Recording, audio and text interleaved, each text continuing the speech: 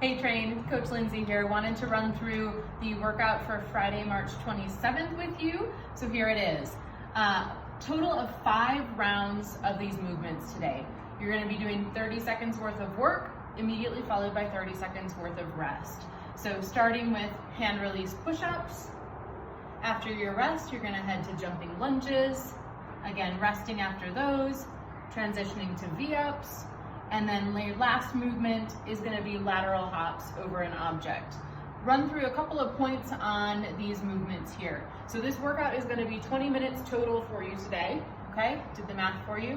Hand release push-ups, make sure you watch your form. Wanna make sure that we're in that nice plank position, coming all the way down, touching your chest to the ground and pushing all the way back up. With those 30 seconds, you're gonna be wanting to try to get as many reps as possible, but don't short your range of motion here, okay? They're gonna get really tough a lot faster than you think. Jumping lunges, make sure that you have a nice stable base, okay? No walking a tightrope today. Make sure your feet are pretty much in line with where your squat stance would be when you're doing these lunges. We'll show you more in the movement breakdown. V-ups, again, these can get tough really fast as well. You can always modify to tuck crunches as needed, okay? And lateral hops, choosing an object to make you hop a little bit off the ground. Can be a barbell with some bumper plates, can be a set of dumbbells, a kettlebell, a med ball. Choose something safe, make sure you're not gonna be toppling over. All right, back with your review of movements for the day. So talking about the push-up, again, making sure we have that nice plank position, feet are together, your feet are gonna stay on the ground the entire time. So one thing we need to make sure is that you're not rocking back and forth. Again, these are not kipping push-ups. They're supposed to be hand release push-ups. So starting from the top, lowering all the way down till my chest touches the ground, lift those hands and press back up. You notice the only thing that was touching was my chest. These can be modified in a number of different ways. If you have a box or a wall, you can build up that floor. Again, same position, chest comes down to the box, pressing back up. You can also modify from your knees if needed, but I really like the option with the elevated floor, either the box or the wall. For the jumping lunges, I mentioned before, you wanna have a nice stable base. Sometimes we see people doing lunges kind of like they're on a tightrope here with one foot behind the other.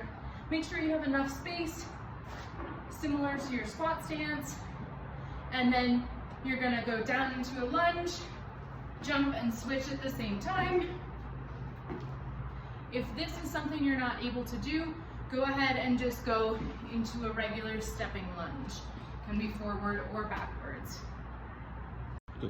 For the V-ups, you wanna be balancing on your tailbone. Again, starting from this bottom position, hollow body, coming up, touching your feet, and back down.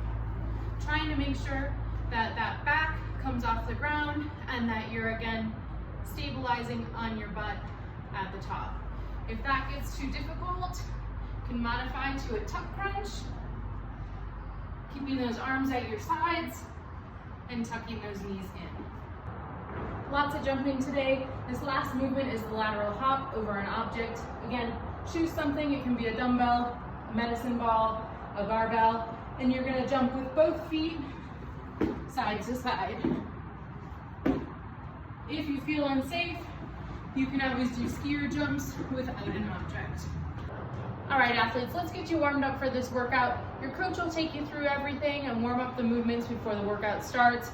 But for the warm-up today, we're gonna go through 2 rounds of the following movements.